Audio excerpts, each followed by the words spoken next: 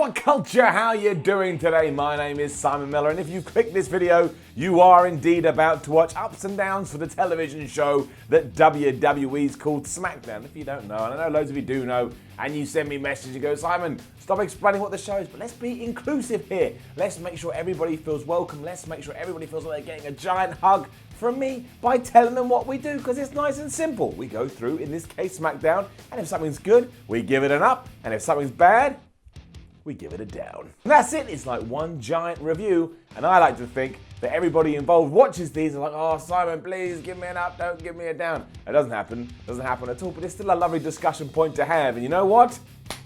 Let's up those downs.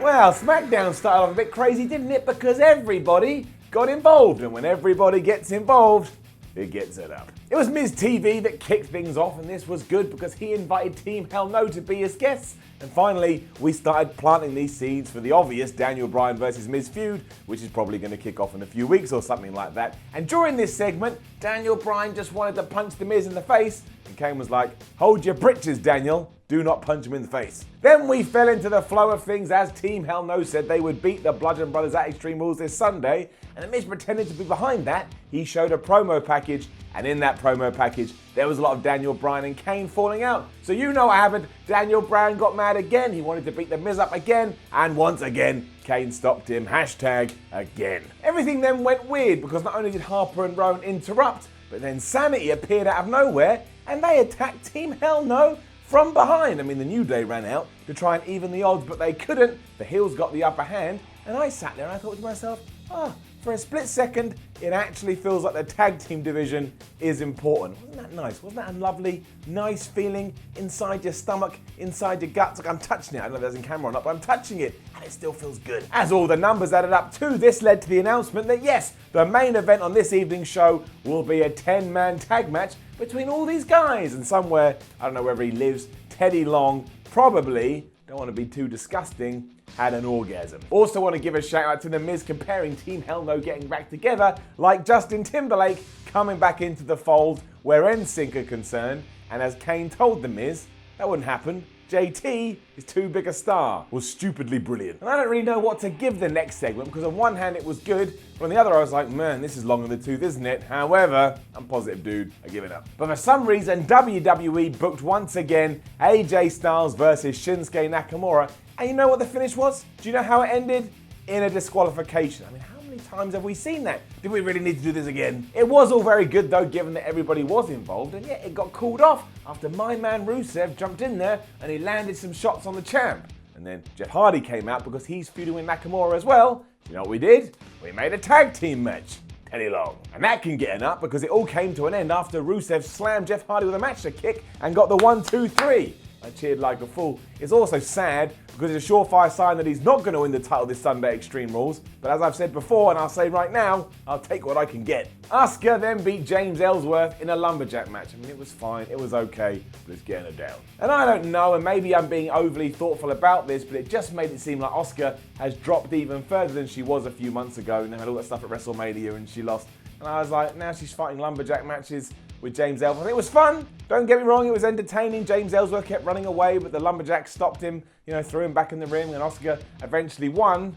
She did a cool dive at one point. I don't know.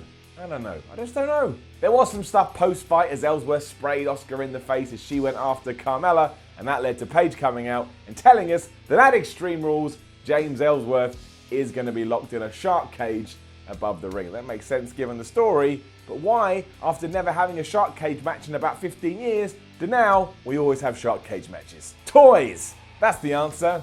Merchandise and toys. But forget all that because I honestly love Team Hell No. I mean that too. I'm in love with them. Get enough. There was nothing major, but as they were backstage with the New Day formulating plans for later on, Bryan wanted to chop all his opponents down to size, whereas Kane wanted to set them on fire and then drag them to hell. Brilliant. Just brilliant. The two started arguing, so Big E calmed them down, and to prove that he was going to be a team player, Kane quoted some NSYNC lyrics.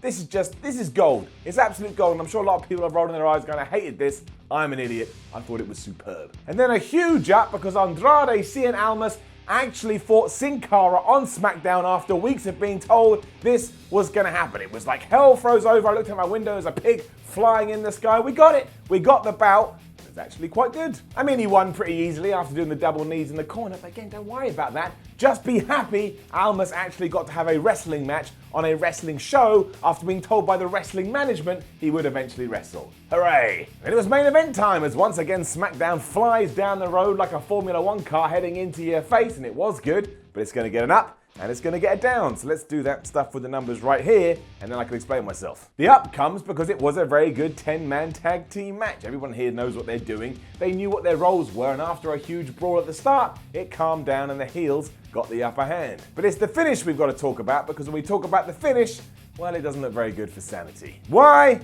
Because Daniel Bryan cracked Eric Young in the skull with his running knee, and he got the pin. Now that's great. On one hand, that is awesome, because Daniel Bryan gets treated like the most important guy in the match, which he is, and he took the win. But now, every time I see Sanity between the ropes, they lose. It doesn't do anything for them, and it also makes me worry that WWE actually has zero plans for them whatsoever. The final shot absolutely rocked though. As Kane started to do the yes chant that annoyed Daniel Bryan, he was like, fine, I'm going to do your pyro. He tried it once, nothing.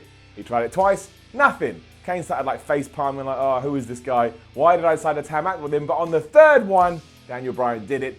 Big explosion happened, and I was like, that is so stupid, and that kind of breaks kayfabe if you want to look at it that way, but I just don't care. I just don't care. It's like watching your two best friends run amok through a television show you enjoy to watch. And that's it, we're done. We now head into Extreme Rules, and whether you care or not, only you can tell. But I thought Raw and SmackDown did a decent job in building these things up, and right now I'm even excited about Roman Reigns versus Bobby Lashley, as we mentioned yesterday on Raw Ups and Downs. So make sure you too get excited for the pay-per-view, because why the hell not? We may as well. Keep an eye out for my Extreme Rules predictions later in the week. If nothing else, just, I don't know, enjoy wrestling. And if you hated wrestling, tell yourself you enjoyed it. Maybe you just start enjoying it. Now, don't forget to leave a comment below and let us know what you thought about last night's SmackDown. Maybe you liked it, maybe you hated it, I don't know, unless you leave a comment, like, share, and subscribe. Head over to whatculture.com and reach us on articles, and follow What Culture on Twitter at What Culture WWE. My name is Simon from What Culture. This was Ups and Downs for SmackDown, and I'll see you again soon. Maybe in your nightmares.